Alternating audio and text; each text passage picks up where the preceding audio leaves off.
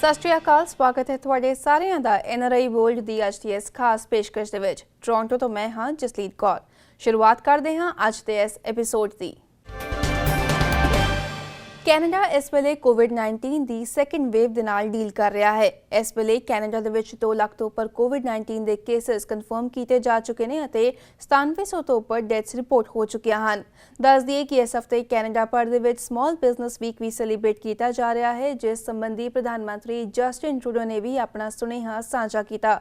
ਇਸ ਦੇ ਨਾਲ ਹੀ ਉਹਨਾਂ ਨੇ ਦੱਸਿਆ ਕਿ ਕੈਨੇਡਾ ਵੱਲੋਂ ਹੁਣ ਤੱਕ 800 million personal protective equipment pieces ਵੀ ਰਿਸੀਵ ਕੀਤੇ ਜਾ ਚੁੱਕੇ ਨੇ, ਜਿਸ ਵਿੱਚੋਂ 20 million personal protective equipment pieces ਜਿਹੜੇ ਨੇ ਉਹ ਪ੍ਰੋਵਿੰਸਸ ਅਤੇ ਟੈਰੀਟਰੀਜ਼ ਨੂੰ ਦਿੱਤੇ ਜਾ ਚੁੱਕੇ ਹਨ। ਉਹਨਾਂ ਨੇ ਕਿਹਾ ਜਲਦ ਹੀ ਹੋਰ personal protective equipment frontline workers ਤੱਕ ਪਹੁੰਚਾਇਆ ਜਾਏਗਾ।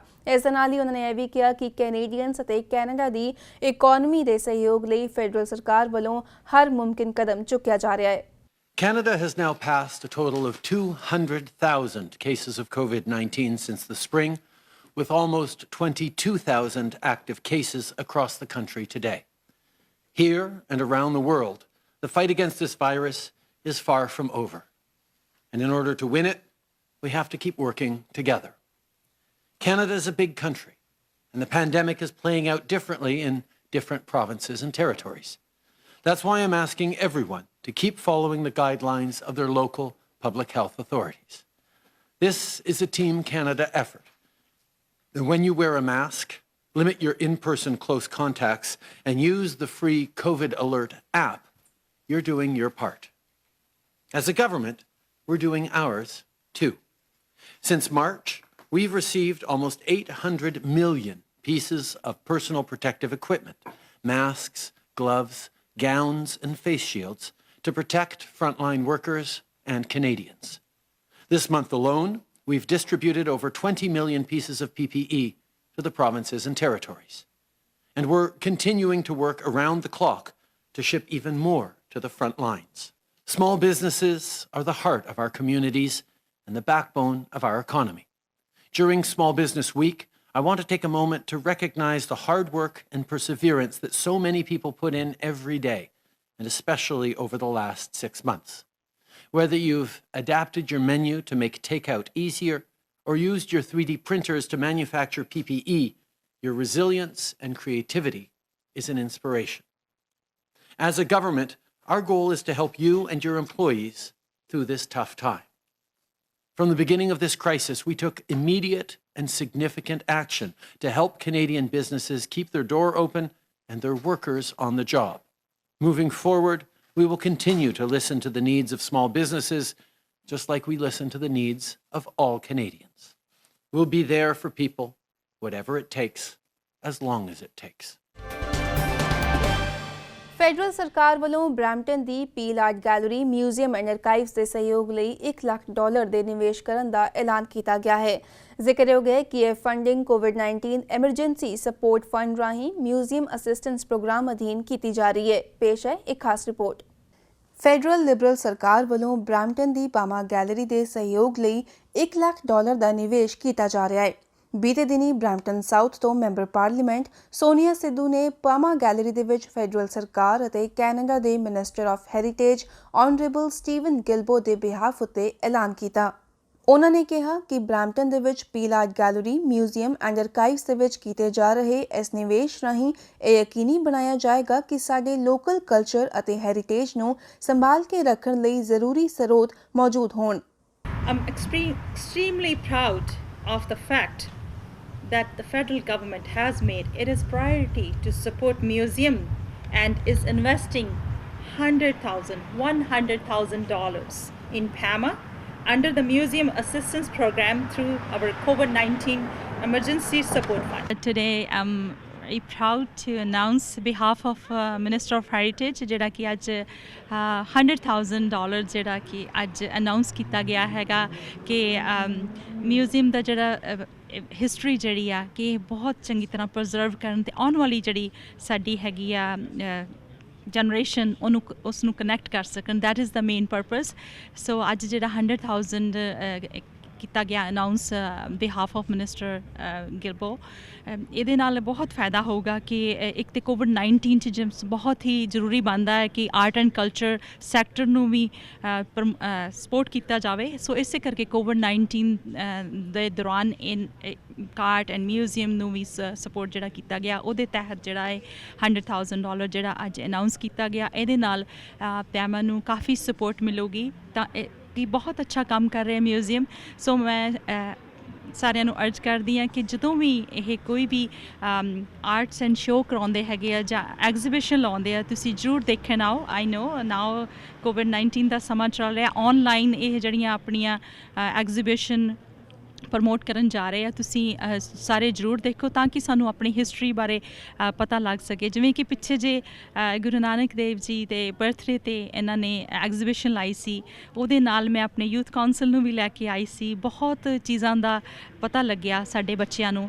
ਸੋ ਇਹ ਜਿਹੜੇ ਮਿਊਜ਼ੀਅਮ ਜਿਹੜਾ ਬਹੁਤ ਵਧੀਆ ਕੰਮ ਕਰ ਰਿਹਾ, ਚਾਹੇ ਉਹ ਬਲੈਕ ਕਮਿਊਨਿਟੀ ਵਾਸਤੇ ਉਹਨਾਂ ਦੀ ਹਿਸਟਰੀ ਨੂੰ ਸਾਰਾ ਦਿਖਾਉਂਦਾ ਹੋਵੇ ਜਾਂ ਸਾਊਥ ਏਸ਼ੀਅਨ ਕਿਸੇ ਵੀ ਸਾਡੀ ਕਮਿਊਨਿਟੀ ਦੀ ਜਿਹੜੀ ਐਗਜ਼ੀਬਿਸ਼ਨ ਲਗਾ ਕੇ ਸਾਡੀ ਜਨਰੇਸ਼ਨਸ ਨੂੰ ਇਹ ਕਨੈਕਟ ਕਰ ਰਿਹਾ ਹੈ। ਬਹੁਤ ਅੱਛਾ ਕੰਮ ਕਰ ਰਹੀ ਹੈਗੀ ਹੈ museum art gallery.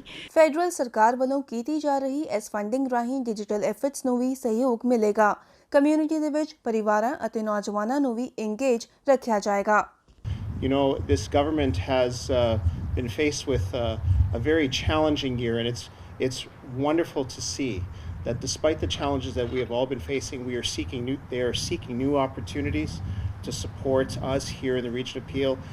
We're here in front of PAMA, the Peel Art Gallery Museum and Archives, to recognize a generous investment by the federal government of Canada, which was made thanks to the hard work of our MPs, to make an investment in PAMA to give us the necessary funds that we will allow our staff here at the Peel Museum and Archives to continue work even throughout the COVID-19 pandemic.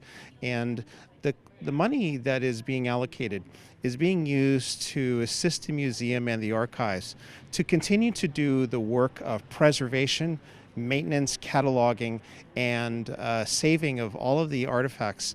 The museum here houses artifacts that go back through the entire history of Peel, and artifacts that will showcase for future generations the culture and the history and the arts of this area.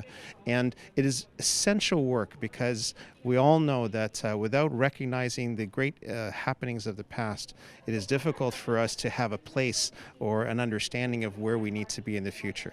So we are very appreciative of the federal government's investments here in the region of Peel and for the hard work of our MPs.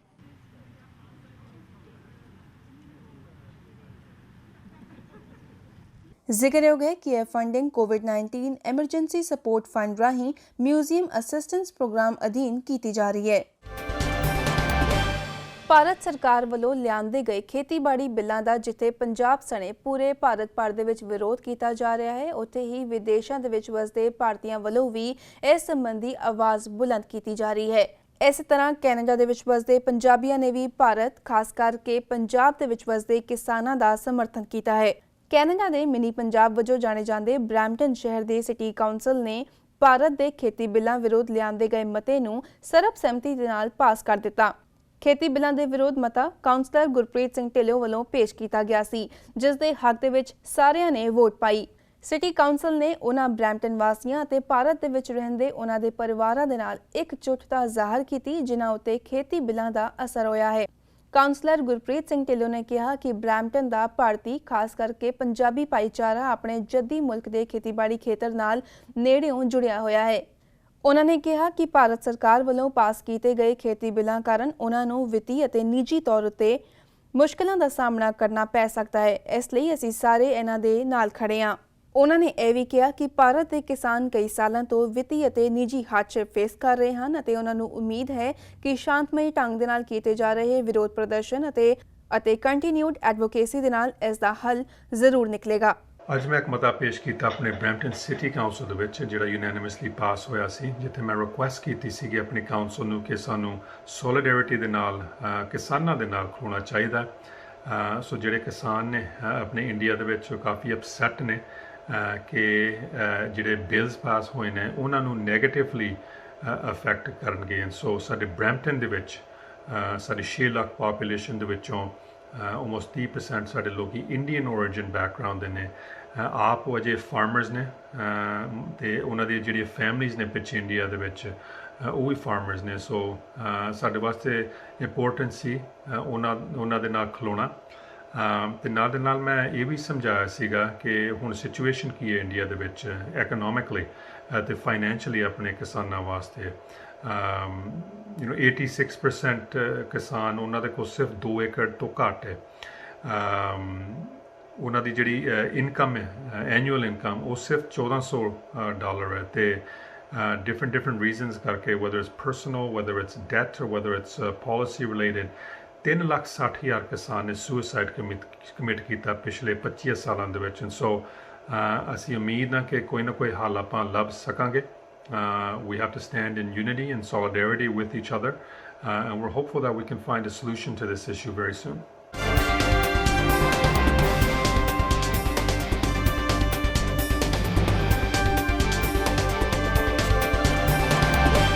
Break ਤੋਂ ਬਾਅਦ NRI world ਵਿੱਚ ਤੁਹਾਡੇ ਸਾਰਿਆਂ ਦਾ ਇੱਕ ਵਾਰੀ ਫਿਰ ਤੋਂ ਸਵਾਗਤ ਹੈ ਤੇ ਹੁਣ ਅਸੀਂ ਗੱਲ ਕਰਾਂਗੇ ਬ੍ਰੈਸਟ ਕੈਂਸਰ ਅਵੇਅਰਨੈਸ ਮੰਥ ਦੀ। ਦੁਨੀਆ ਭਰ ਦੇ ਵਿੱਚ ਔਰਤਾਂ ਦੇ ਵਿੱਚ ਬ੍ਰੈਸਟ ਕੈਂਸਰ ਸਭ ਤੋਂ ਕਾਮਨ ਡਿਜ਼ੀਜ਼ ਹੈ। ਇਸ ਸੰਬੰਧੀ ਜਾਗਰੂਕਤਾ ਲਿਆਉਣ ਲਈ ਹਰ ਸਾਲ ਅਕਤੂਬਰ ਨੂੰ ਬ੍ਰੈਸਟ ਕੈਂਸਰ ਅਵੇਅਰਨੈਸ ਮੰਥ ਵਜੋਂ ਸੈਲੀਬ੍ਰੇਟ ਕੀਤਾ ਜਾਂਦਾ ਹੈ। ਇਸ ਸਾਲ ਬ੍ਰੈਸਟ ਕੈਂਸਰ ਅਵੇਅਰਨੈਸ ਮੰਥ ਦੀ ਥੀਮ ਰੱਖੀ ਗਈ ਹੈ give hop save lives.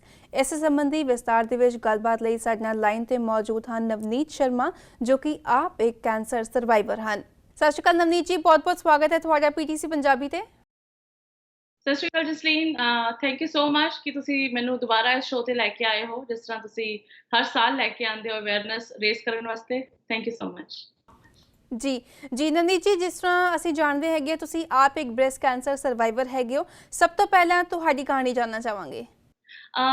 Jasleen ਜੀ, ਜਿਹੜੀ ਕਹਾਣੀ ਹੈ ਉਹ ਬੜੀ ਕਹਿੰਦੇ ਨੇ ਕਿ ਆਈ ਥਿੰਕ ਬਹੁਤ ਘੱਟ ਜਨਾਨੀਆਂ ਦੀ ਇਸ ਏਜ ਦੇ ਅੰਦਰ ਇਹ ਕਹਾਣੀ ਬਣਦੀ ਹੈਗੀ ਹੈ ਕਿਉਂਕਿ ਏਜ ਜਿਹੜੀ ਹੈ ਯੰਗ ਏਜ ਦੇ ਅੰਦਰ ਤੁਸੀਂ ਆਪਣੇ ਬੱਚਿਆਂ 'ਚ ਬਿਜ਼ੀ ਹੁੰਦੇ, ਤੁਸੀਂ ਆਪਣੇ ਪ੍ਰੋਫੈਸ਼ਨ 'ਚ ਬਿਜ਼ੀ ਹੁੰਦੇ, ਪਰਿਵਾਰ 'ਚ। ਬਟ ਮੇਰੀ ਕਹਾਣੀ ਥੋੜ੍ਹੀ ਜਿਹੀ ਡਿਫਰੈਂਟ ਹੋ ਗਈ। ਮੈਂ ਵੀ ਬਿਲਕੁਲ ਬਿਜ਼ੀ ਸੀ, ਬਿਲਕੁਲ I was a very successful professional ਔਰ 2 ਬੱਚਿਆਂ ਦੀ mother and good wife and a community leader also. ਮਗਰ 2017 ਦੇ ਅੰਦਰ ਜਦ ਮੇਰਾ ਹਾਲੇ 36 ਈਅਰਸ ਦੀ ਮੇਰੀ ਏਜ ਸੀ, 36 ਸਾਲ ਦੀ, ਅਤੇ ਅਸੀਂ ਆਪਣੀ ਇੱਕ ਵਿਕੇਸ਼ਨ ਸੈਲੀਬ੍ਰੇਟ ਕਰਕੇ ਆਏ ਸੀ ਨਿਊ ਈਅਰ ਦੀ। ਔਰ ਜਦ ਘਰ ਆਇਆ ਤਾਂ ਪਤਾ ਚੱਲਿਆ ਕਿ ਮੈਨੂੰ ਜਿਹੜਾ ਹੈ ਇੱਕ ਬ੍ਰੈਸਟ ਦੇ ਅੰਦਰ ਟਿਊਮਰ ਹੈਗਾ ਅਤੇ ਫੋੜਾ ਹੈਗਾ। ਅਤੇ ਜਿਹੜਾ ਉਸ ਵੇਲੇ ਤੇ ਤਾਂ ਵੀ ਮੈਂ ਇਹ ਨਹੀਂ ਸੋਚਿਆ ਕਿ ਇਹ ਇੱਕ ਨਾਮੁਰਾਦ ਬਿਮਾਰੀ ਜਿਹੜੀ ਹੈ ਉਹ ਮੇਰੇ ਸਰੀਰ ਦੇ ਅੰਦਰ ਹੈ। ਮਗਰ ਜਦ ਡਾਕਟਰਾਂ ਕੋਲ ਗਏ ਔਰ ਡਾਕਟਰਾਂ ਨੇ ਚੈੱਕ ਕੀਤਾ, ਈਵਨ ਡਾਕਟਰਾਂ ਨੇ ਵੀ ਕਿਹਾ ਕਿ ਕੁਛ ਨਹੀਂ ਹੈਗਾ ਹੈ। ਇੰਨੀ ਯੰਗ ਬ੍ਰੈਸਟ ਦੇ ਅੰਦਰ ਇੰਨੀ ਯੰਗ ਜਨਾਨੀ ਨੂੰ ਬ੍ਰੈਸਟ ਕੈਂਸਰ ਆਉਣਾ ਬਹੁਤ ਰੇਅਰ ਹੈ। ਅਤੇ 36 ਸਾਲਾਂ ਦੀ ਏਜ ਦੇ ਅੰਦਰ ਮੈਨੂੰ ਸਟੇਜ 3 ਬ੍ਰੈਸਟ ਕੈਂਸਰ ਡਾਇਗਨੋਸ ਹੋਇਆ ਔਰ ਜਿਹੜਾ ਕਿ ਐਗਰੈਸਿਵ ਫਾਰਮ ਆਫ ਕੈਂਸਰ ਹੈਗਾ ਸੀ। ਅਤੇ ਜਿੰਨੀ ਵੀ ਮਾੜੀ ਗੱਲਾਂ ਹੋ ਸਕਦੀਆਂ ਨੇ ਬ੍ਰੈਸਟ ਕੈਂਸਰ ਦੇ ਅੰਦਰ ਉਹ ਮੇਰੇ ਕੈਂਸਰ 'ਚ ਹੈਗੀਆਂ ਸਨ ਕਿ ਮੈਂ ਟ੍ਰਿਪਲ ਨੈਗੇਟਿਵ ਸੀ, ਮੇਰਾ ਕੋਈ ਹਾਰਮੋਨਲ ਰਿਸੈਪਟਰ ਨਹੀਂ ਹੈ ਔਰ ਮੈਂ ਲਾਈਕ ਸਭ ਤੋਂ ਪਹਿਲਾਂ ਕੀਮੋ ਸ਼ੁਰੂ ਕਰਨੀ ਪਈ ਕਿਉਂਕਿ ਮੇਰਾ ਟਿਊਮਰ ਬਹੁਤ ਵੱਡਾ ਸੀ ਅਤੇ ਉਹਨੂੰ ਸ਼ਰਿੰਕ ਕਰਨ ਵਾਸਤੇ। ਔਰ ਮੇਰੀ ਸਰਜਰੀਜ਼ ਹੋਈਆਂ 2 ਔਰ ਮੈਂ ਆਪਣੇ ਤਕਰੀਬਨ 8 ਔਰਗਨ ਬਾਡੀ ਦੇ ਜਿਹੜੇ ਨੇ ਉਹ ਗਿਵ ਅਪ ਕੀਤੇ ਨੇ। ਅਤੇ ਇਹ ਮੇਰੀ ਕਹਾਣੀ ਹੈ ਔਰ ਜਿਹੜੀ ਕਿ ਹਰ ਸਾਲ ਮੈਂ ਆ ਕੇ ਕੋਸ਼ਿਸ਼ ਕਰਦੀ ਹਾਂ ਸਭ ਨੂੰ ਸਾਂਝੀ ਕਰਾਂ ਅਤੇ ਸਭ ਨੂੰ ਸੁਣਾਵਾਂ। ਜੀ ਨਵਨੀਤ ਜੀ, ਜਿਸ ਤਰ੍ਹਾਂ ਅਸੀਂ ਦੇਖ ਰਹੇ ਹਾਂ ਕਿ ਹਰ ਸਾਲ ਇੱਕ ਐਨੂਅਲ ਕੈਂਪੇਨ ਚਲਾਇਆ ਜਾਂਦਾ ਹੈ ਅਕਤੂਬਰ ਦੇ ਮਹੀਨੇ ਦੇ ਵਿੱਚ ਬ੍ਰੈਸਟ ਕੈਂਸਰ ਅਵੇਅਰਨੈਸ ਮੰਥ। ਪਰ ਤੁਹਾਨੂੰ ਲੱਗਦਾ ਹੈ ਹੁਣ ਕਿ ਸਿਰਫ ਇੱਕ ਅਵੇਅਰਨੈਸ ਦੀ ਲੋੜ ਨਹੀਂ ਰਹਿ ਗਈ, ਹੁਣ ਇੱਕ ਐਡਵੋਕੇਸੀ ਦੀ, ਇੱਕ ਮੂਵਮੈਂਟ ਦੀ, ਇੱਕ ਐਕਸ਼ਨ ਦੀ ਲੋੜ ਹੈਗੀ ਹੈ? ਬਿਲਕੁਲ, ਤੁਸੀਂ ਬਿਲਕੁਲ ਸਹੀ ਕਿਹਾ and such a good thing you said ਕਿ ਹੁਣ ਇੱਕ ਅਵੇਅਰਨੈਸ ਦੀ ਲੋੜ ਨਹੀਂ ਹੈਗੀ ਹੈ, ਇੱਕ ਮੂਵਮੈਂਟ ਦੀ ਲੋੜ ਹੈ। ਜਿਹੜੀ ਮੂਵਮੈਂਟ ਮੈਂ ਸ਼ੁਰੂ ਕੀਤੀ ਆਪਣੇ ਵੱਲੋਂ, ਅਸੀਂ ਬਹੁਤ ਵੱਡੇ ਤੇ ਨਹੀਂ ਹੈਗੇ ਮਗਰ ਚਲੋ ਜਿੰਨਾ ਕਹਿੰਦੇ ਨਾ ਕਿ ਬੂੰਦ ਬੂੰਦ ਨਾਲ ਘੜਾ ਭਰਦਾ ਹੈ। ਅਤੇ ਅਸੀਂ ਸ਼ੁਰੂਆਤ ਕੀਤੀ ਜਦ ਮੈਂ ਟਰੀਟਮੈਂਟ ਲੈ ਰਹੀ ਸੀ ਕਿ ਸਾਡੀ ਕਮਿਊਨਿਟੀ ਦੇ ਅੰਦਰ ਇਸ ਚੀਜ਼ ਦੀ ਅਵੇਅਰਨੈਸ ਦੀ ਬਹੁਤ ਲੋੜ ਹੈ ਕਿ ਤੁਸੀਂ ਪਹਿਲਾਂ ਆਪਣੇ ਆਪ ਨੂੰ ਦੇਖੋ। ਭਾਵੇਂ ਮੈਂ ਨਹੀਂ ਕਹਿੰਦੀ ਜਨਾਨੀ ਹੋਏ ਭਾਵੇਂ ਆਦਮੀ ਹੋਏ, ਅੱਜ ਦੀ ਡੇਟ 'ਚ ਸਭ ਜਿਹੜੇ ਨੇ ਇੱਕੋ ਜਿਹੇ ਨੇ, ਸਾਂਝੇ ਨੇ। ਮਗਰ ਕਿਉਂਕਿ ਬ੍ਰੈਸਟ ਕੈਂਸਰ ਸਭ ਨੂੰ ਆ ਸਕਦਾ and it's not only breast cancer, any cancer can come any time. But ਤੁਸੀਂ ਜਦ ਤੱਕ ਆਪਣੀ ਬੋਡੀ ਨੂੰ ਨਹੀਂ ਸੁਣੋਗੇ, ਜਦ ਤੱਕ ਤੁਸੀਂ ਇਹ ਨਹੀਂ ਸੋਚੋਗੇ ਕਿ ਮੇਰੀ ਬੋਡੀ 'ਚ ਕੀ ਚੱਲ ਰਿਹਾ ਹੈ, ਰਾਈਟ? ਤਾਂ ਤੁਹਾਨੂੰ ਪਤਾ ਨਹੀਂ ਚੱਲੇਗਾ।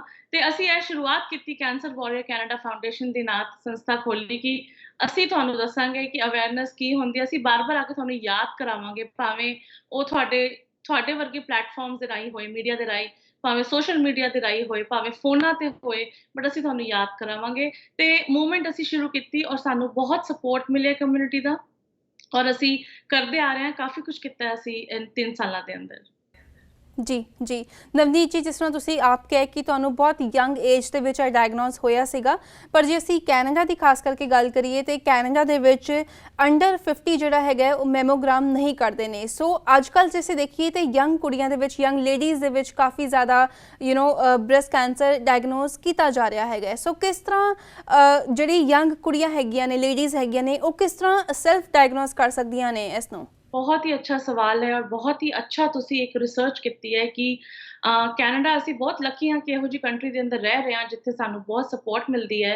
ਹੈਲਥ ਸਿਸਟਮ ਵੀ ਬਹੁਤ ਅੱਛਾ ਹੈ। ਜਦ ਮੇਰਾ ਟ੍ਰੀਟਮੈਂਟ ਚੱਲ ਰਿਹਾ ਸੀ Jasleen, I really want to ਤੁਹਾਡੇ ਪਲੇਟਫਾਰਮ ਦੇ ਰਾਹੀਂ ਮੈਂ ਕਹਿਣਾ ਚਾਹਾਂਗੀ ਕਿ ਮੈਂ ਉਹ ਡਾਕਟਰਾਂ ਦੀ ਔਰ ਉਹ ਨਰਸਾਂ ਦੀ ਬਹੁਤ ਸ਼ੁਕਰਗੁਜ਼ਾਰ ਹਾਂ ਜਿਨ੍ਹਾਂ ਨੇ ਮੈਨੂੰ ਬੱਚੇ ਵਾਕਨ ਆਪਣੇ ਟ੍ਰੀਟ ਕੀਤਾ, ਬਟ ਇੱਕ ਚੀਜ਼ ਜਿਹੜੀ ਹੈ ਨਾ, ਉਹ ਮਤਲਬ ਹਾਲੇ ਵੀ ਮੈਨੂੰ ਲੱਗਦਾ ਹੈ ਕਿ ਜਿਹੜੀ ਅਸੀਂ ਵੀ ਕੋਸ਼ਿਸ਼ ਕਰ ਰਹੇ ਹਾਂ ਥਰੂ ਆਰ ਸੰਸਥਾ, ਥਰੂ ਆਰ ਆਰਗੇਨਾਈਜੇਸ਼ਨ, ਅਸੀਂ ਪਟੀਸ਼ਨ ਪਾਉਣ ਦੀ ਗੱਲ ਕਰ ਰਹੇ ਹਾਂ ਕਿ 50 ਤੋਂ ਅੰਡਰ ਜਿਹੜਾ ਹੈ ਬ੍ਰੈਸਟ ਕੈਂਸਰ ਦੇ ਮੈਮੋਗ੍ਰਾਮਸ ਅਵੇਲੇਬਲ ਨਹੀਂ ਹੈਗੇ ਨੇ। ਔਰ ਇਹ ਬਹੁਤ ਹੀ ਅਨਫੋਰਚੂਨੇਟ ਹੈ ਕਿਉਂਕਿ ਦੇਖੋ, ਇੱਕ ਤੇ ਹੁੰਦਾ ਹੈ ਕਿ ਤੁਸੀਂ ਆਪਣੇ ਆਪ ਟੱਚ ਕਰਕੇ ਤੁਹਾਨੂੰ ਜਾਂ ਖੁਦ ਨੂੰ ਫੀਲ ਹੋ ਗਿਆ, ਰਾਈਟ? ਬਟ ਹਰ ਕੋਈ ਸੈਲਫ ਡਾਇਗਨੋਸ ਨਹੀਂ ਕਰ ਪਾਉਂਦਾ। ਔਰ ਕੈਂਸਰ ਦੀ ਜਿਹੜੀ ਸਭ ਤੋਂ ਵੱਡੀ ਬਿਊਟੀ ਹੈ, ਉਹਦੀ ਆਪਣੀ ਬਿਊਟੀ ਜਿਹੜੀ ਹੈ ਕਿ ਉਹ ਲਾਸਟ ਸਟੇਜ ਤੱਕ ਕੋਈ ਸਿੰਪਟਮ ਨਹੀਂ ਦਿੰਦਾ ਹੈ। ਔਰ ਪਹਿਲੇ 3 ਸਟੇਜ ਤੇ ਜਿਸ ਤਰ੍ਹਾਂ ਮੈਨੂੰ ਕੋਈ ਸਿੰਪਟਮ ਨਹੀਂ ਸੀ, ਆਈ ਵਾਜ਼ enjoying my life, very active, ਕੋਈ ਬੁਖਾਰ ਨਹੀਂ, ਕੋਈ ਖਾਂਸੀ ਨਹੀਂ, ਕੁਛ ਨਹੀਂ। ਬਟ ਇੱਕ ਦਿਨ ਇਸ ਤਰ੍ਹਾਂ ਹੀ ਬਸ ਮੈਂ ਵੈਕੇਸ਼ਨ ਤੋਂ ਆਈ ਹਾਂ, ਮੈਨੂੰ ਲੱਗਿਆ ਕੁਝ ਖਾਰਿਸ਼ ਹੋ ਰਹੀ ਹੈ ਤੇ ਪਤਾ ਚੱਲਿਆ ਇੱਥੇ ਖਾਰਿਸ਼ ਕਰਦੇ ਕਰਦੇ ਟਿਊਮਰ ਹੈਗਾ। ਤੇ ਉਹ ਦੇਖੋ, ਤਾਂ ਵੀ ਸਟੇਜ 3 ਤੱਕ ਪਹੁੰਚ ਗਿਆ ਸੀ। ਔਰ stage 3 is a big stage, like I could have lost my life. ਤੇ ਅੰਡਰ 50 ਜਦ ਸਾਡੇ ਯੰਗ ਫੈਮਲੀਜ਼ ਇਫੈਕਟ ਹੁੰਦੀਆਂ ਨੇ ਨਾ, ਉਹਦੇ 'ਚ ਬੱਚੇ ਵੀ ਇਫੈਕਟ ਹੁੰਦੇ ਨੇ, ਸਾਡੇ ਆਉਣ ਵਾਲੇ ਲੀਡਰਸ ਨੇ ਉਹ, ਔਰ ਬਹੁਤ ਕੁਝ ਇਫੈਕਟ ਹੁੰਦਾ ਹੈ। ਤੇ ਇਹ ਚੀਜ਼ ਜਿਹੜੀ ਹੈ ਬਹੁਤ ਜ਼ਿਆਦਾ ਜ਼ਰੂਰੀ ਹੈ ਕੈਨੇਡਾ ਦੇ ਅੰਦਰ। ਮੈਂ ਆਪਣੇ ਸਾਰੇ ਮਿਨਿਸਟਰਸ ਜਿਹੜੇ ਵੀ ਕਦੀ ਦੇਖਣ ਇਸ ਸ਼ੋਅ ਨੂੰ, ਜਾਂ ਜਿਹੜੇ ਵੀ ਇੱਥੇ ਹੈਲਥ ਵਰਕਰਸ ਹੋਏ, ਪਲੀਜ਼ ਤੁਸੀਂ ਕਿਸੇ ਤਰੀਕੇ ਨਾਲ ਇਸ ਚੀਜ਼ ਦੀ ਜਿਹੜੀ ਆਵਾਜ਼ ਹੈ ਗਵਰਨਮੈਂਟ ਤੱਕ ਪਹੁੰਚਾਓ। ਜੀ ਜੀ ਬਿਲਕੁਲ। ਕਿਸ ਤਰ੍ਹਾਂ ਦੇ ਸਿੰਪਟਮਸ ਹੁੰਦੇ ਨੇ ਬ੍ਰੈਸਟ ਕੈਂਸਰ ਦੇ? ਮੈਂ ਤੁਹਾਨੂੰ ਜ਼ਰੂਰ ਦੱਸਾਂਗੀ ਜੀ। ਅਵੇਅਰਨੈਸ ਹੋਣੀ ਚਾਹੀਦੀ ਹੈ ਸਾਰੀ ਜਨਾਨੀਆਂ ਨੂੰ ਔਰ ਆਦਮੀਆਂ ਨੂੰ ਵੀ, ਕਿਉਂਕਿ ਆਦਮੀਆਂ ਦੇ ਆંકੜੇ ਘੱਟ ਨੇ, ਮਗਰ ਹਰ ਆਦਮੀ ਦੇ ਅੰਦਰ ਇੱਕ ਬ੍ਰੈਸਟ ਟਿਸ਼ੂ ਜ਼ਰੂਰ ਹੁੰਦਾ ਹੈ ਔਰ ਉਹਦੇ 'ਚੋਂ ਲੰਪ, ਫੋੜਾ ਜਾਂ ਫਿੰਸੀ ਹੋ ਸਕਦੀ ਹੈ। ਤੇ ਪਹਿਲਾਂ ਤੇ ਤੁਸੀਂ ਜਿਹੜਾ ਹੈ ਹਰ ਰੋਜ਼ ਜਾਂ ਹਰ ਦੂਜੇ ਦਿਨ ਇਹ 2 ਉਂਗਲੀਆਂ ਨੂੰ ਲੈ ਕੇ ਤੁਸੀਂ ਆਪਣੇ ਬ੍ਰੈਸਟ ਨੂੰ ਅੱਗੇ ਪਿੱਛੇ, ਉੱਤੇ ਥੱਲੇ, ਤੇ ਤੁਸੀਂ ਇਹ ਘੁਮਾਉਣਾ ਹੈ। ਜਦ ਤੁਸੀਂ ਔਰ ਕਦ ਘੁਮਾਉਣਾ? ਜਦ ਤੁਸੀਂ ਨਹਾਉਂਦੇ ਹੋ ਤਾਂ ਤੁਹਾਡੀ ਬ੍ਰੈਸਟ ਸੈਗੀ ਹੁੰਦੀ ਹੈ ਔਰ ਬੋਡੀ ਤੁਹਾਡੀ ਲਾਈਟ ਹੁੰਦੀ ਹੈ, ਪਾਣੀ ਹੁੰਦਾ ਹੈ, ਆਇਲ ਹੁੰਦਾ ਹੈ। ਇੱਕ ਤੁਸੀਂ ਆਪਣੇ ਅੰਡਰ ਆਰਮ ਦੇ ਥੱਲੇ ਇਸ ਤਰ੍ਹਾਂ ਇਹ ਘੁਮਾਉਂਦੇ ਰਹਿ ਕੇ ਹਮੇਸ਼ਾ ਦੇਖਦੇ ਰਹਿਣਾ। ਇਹ ਜਿਹੜੀ ਨਾੜੀਆਂ ਨੇ, ਇਹ ਲਿੰਫ ਨੋਡਸ ਨੇ, ਇਹਨਾਂ ਨੂੰ ਘੁਮਾਉਣਾ ਤੁਸੀਂ। ਤੇ ਇਹ ਸਾਰੀ ਚੀਜ਼ਾਂ ਤੁਹਾਨੂੰ ਪਤਾ ਚੱਲਦਾ ਰਹੇਗਾ ਕਿ ਕੋਈ ਕਿਧਰੇ ਫੁੰਸੀ ਤੇ ਨਹੀਂ ਹੈਗੀ। ਦੂਜੀ ਇੱਕ ਜਿਹੜਾ ਫੋੜੇ ਦੇ ਇਲਾਵਾ, ਟਿਊਮਰ ਦੇ ਇਲਾਵਾ ਜਿਹੜਾ ਦੂਜਾ ਲੱਛਣ ਇਹਦਾ ਹੈ ਕਿ ਸੰਤਰੇ ਦੀ ਛਿਲਕੇ ਵਾਕਣ ਦੀ ਸਕਿਨ ਹੋ ਜਾਂਦੀ ਹੈ ਬ੍ਰੈਸਟ ਦੀ। ਔਰ ਜਦੋਂ ਬਿਲਕੁਲ ਸਿਕੜਨ ਲੱਗ ਜਾਂਦੀ ਹੈ ਤਾਂ ਇਹਦਾ ਮਤਲਬ there is a breast cancer chance। ਇੱਕ ਨਿੱਪਲ ਦੇ ਅੰਦਰੋਂ ਖੂਨ ਨਿਕਲੇ ਜਾਂ ਬਿਨਾਂ ਮਤਲਬ ਦੇ ਦੁੱਧ ਨਿਕਲੇ ਅਗਰ ਤੁਸੀਂ ਫੀਡਿੰਗ ਮਦਰ ਨਹੀਂ ਹੈਗੇ ਹੋ। ਔਰ ਇੱਕ ਜਿਹੜਾ ਹੈ ਤੁਹਾਡੀ ਨਿੱਪਲ ਜਿਹੜੀ ਹੈ ਬ੍ਰੈਸਟ ਦੀ, ਉਹ ਅੰਦਰ ਚਲੀ ਜਾਂਦੀ, ਸਿਕੜ ਜਾਂਦੀ ਹੈ, ਤਾਂ ਵੀ ਤੁਹਾਨੂੰ ਤੁਸੀਂ ਕਹਿ ਸਕਦੇ ਹੋ ਕਿ you need to go to the doctor. So check yourself and ਜਾਂ ਤੁਹਾਨੂੰ ਥਕਾਵਟ ਬਹੁਤ ਮਹਿਸੂਸ ਹੋ ਰਹੀ ਹੈ ਜਾਂ ਤੁਹਾਨੂੰ ਦਰਦ ਨਹੀਂ ਹੁੰਦਾ ਇਸ ਫੋੜੇ ਦੇ ਅੰਦਰ, ਵਿਚ ਇਜ਼ ਵੈਰੀ ਇੰਪੋਰਟੈਂਟ ਕਿ every lump is not a cancerous lump, ਕਿਉਂਕਿ ਸਾਡੀ ਬ੍ਰੈਸਟ ਜਿਹੜੀ ਉਹ ਬਣੀ ਹੀ ਗਿਲਟੀਆਂ ਨਾਲ ਹੈ ਔਰ ਬਣੀ ਹੀ ਫਾਈਬਰੋਇਡਸ ਨਾਲ ਹੈ। ਮਗਰ ਕੁਝ ਵੀ ਅਗਰ ਇੱਕ ਸਿਸਟ ਜਾਂ ਇੱਕ ਫਾਈਬਰੋਇਡ ਵੀ ਵੱਡਾ ਹੋ ਜਾਏ, ਆਪਣੀ ਸ਼ੇਪ ਤੋਂ ਜ਼ਿਆਦਾ ਹੋ ਜਾਏ, ਤੇ ਉਹ ਜ਼ਰੂਰੀ ਨਹੀਂ ਕਿ ਉਹ ਕੈਂਸਰ ਦਾ ਫੋੜਾ ਹੈ, ਮਗਰ ਤੁਸੀਂ ਉਹਨੂੰ ਚੈੱਕ ਜ਼ਰੂਰ ਕਰਾਉਣਾ ਹੈ। ਜੀ ਬਿਲਕੁਲ। ਨਵਨੀਤ ਜੀ, ਜਿਸ ਤਰ੍ਹਾਂ I was going through a study ਜਿਸ ਵਿੱਚ ਲਿਖਿਆ ਸੀਗਾ ਕਿ ਇਹਦੇ ਉੱਤੇ ਕਾਫੀ ਰਿਸਰਚ ਕੀਤੀ ਜਾ ਰਹੀ ਹੈਗੀ ਹੈ ਐਂਡ ਹੁਣ ਜਿਹੜੀ ਪ੍ਰੈਜ਼ੈਂਟ ਰਿਸਰਚ ਦੇ ਮੁਤਾਬਕ ਹੁਣ ਅੱਜ ਕੱਲ੍ਹ 9 ਵਿੱਚੋਂ 10 ਔਰਤਾਂ ਜਿਨ੍ਹਾਂ ਨੂੰ ਬ੍ਰੈਸਟ ਕੈਂਸਰ ਹੈਗਾ ਹੈ they can survive for 5 years after they are diagnosed. So ਤੁਸੀਂ ਕੀ ਕਹਿਣਾ ਚਾਹੋਗੇ ਇਸ ਵੇਲੇ ਜਿਹੜੀ ਬ੍ਰੈਸਟ ਕੈਂਸਰ ਦੀ ਜਿਹੜੀ ਰਿਸਰਚ ਹੈਗੀ ਹੈ ਚੱਲ ਰਹੀ ਹੈ ਉਸ ਬਾਰੇ?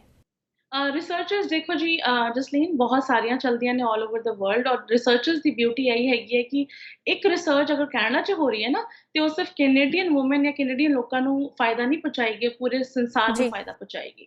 ਤੇ ਅਸੀਂ ਵੀ ਐਜ਼ ਅ ਕੈਂਸਰ ਵਾਰੀਅਰ 3 ਸਾਲਾਂ 'ਚ $1 ਲੱਖ ਇਕੱਠਾ ਕਰਕੇ ਰਿਸਰਚ ਨੂੰ ਦਿੱਤਾ ਹੈ ਬ੍ਰੈਸਟ ਕੈਂਸਰ ਦੀ, ਕਿਉਂਕਿ researchers are not funded first of all bye the government ਇੱਥੇ, ਔਰ ਹੋਰ ਕੰਟਰੀਜ਼ 'ਚ ਤਾਂ ਹੋਰ ਵੀ ਬੁਰਾ ਹਾਲ ਹੈਗਾ, ਔਰ ਇੱਥੇ ਜਿਹੜੇ ਡਾਕਟਰਸ ਨੇ ਉਹ ਵੀ ਵੋਲੰਟੀਅਰ ਕਰਦੇ ਨੇ ਰਿਸਰਚ ਪ੍ਰੋਗਰਾਮ ਦੇ ਅੰਦਰ, ਸੋ they are also not paid.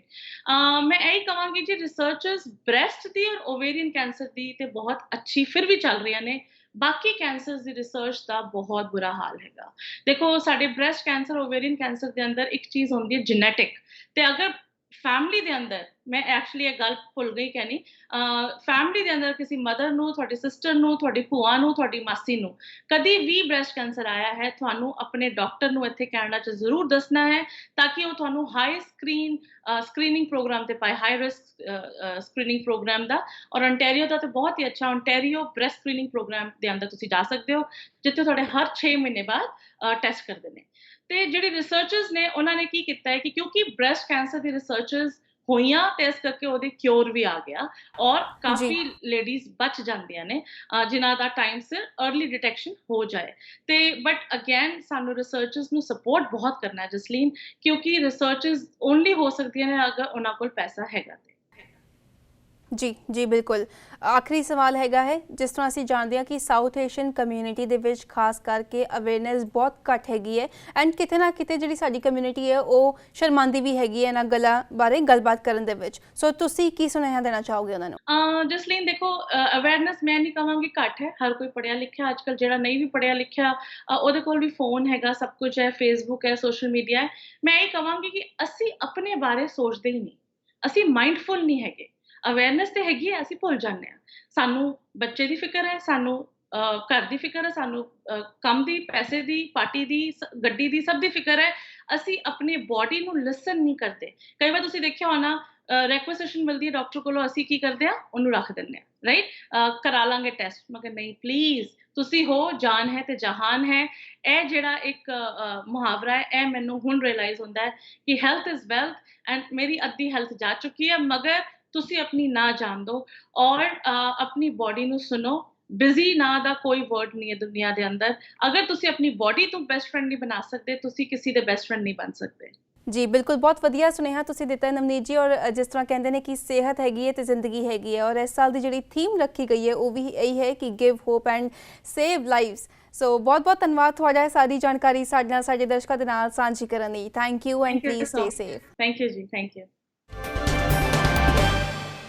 So NRI world ਵਿੱਚ ਇਹ ਸੀ ਸਾਡੀ ਅੱਜ ਦੀ ਖਾਸ ਪੇਸ਼ਕਸ਼। ਉਮੀਦ ਕਰਦੇ ਹਾਂ ਤੁਹਾਨੂੰ ਸਾਡੀ ਇਹ ਛੋਟੀ ਜਿਹੀ ਕੋਸ਼ਿਸ਼ ਪਸੰਦ ਆਈ ਹੋਵੇਗੀ। ਜੇ ਤੁਹਾਡਾ ਕੋਈ ਸਵਾਲ ਹੈ ਜਾਂ ਫਿਰ ਵਿਚਾਰ ਹੈ, ਤੁਸੀਂ ਸਾਡੇ ਨਾਲ ਸਾਂਝਾ ਕਰਨਾ ਚਾਹੁੰਦੇ ਹੋ ਤੇ ਜ਼ਰੂਰ ਲਿਖ ਕੇ ਭੇਜੋ feedback@ptcnetwork.com ਤੇ। ਮਿਲਾਂਗੇ ਅਗਲੇ ਹਫਤੇ, ਉਦੋਂ ਤੱਕ ਮੈਨੂੰ ਦਿਓ ਇਜਾਜ਼ਤ ਅਤੇ ਦੇਸ਼ ਦੁਨੀਆ ਦੀਆਂ ਤਾਜ਼ਾ ਖਬਰਾਂ ਲਈ ਤੁਸੀਂ ਵੇਖਦੇ ਰਹੋ PTC ਨਿਊਜ਼।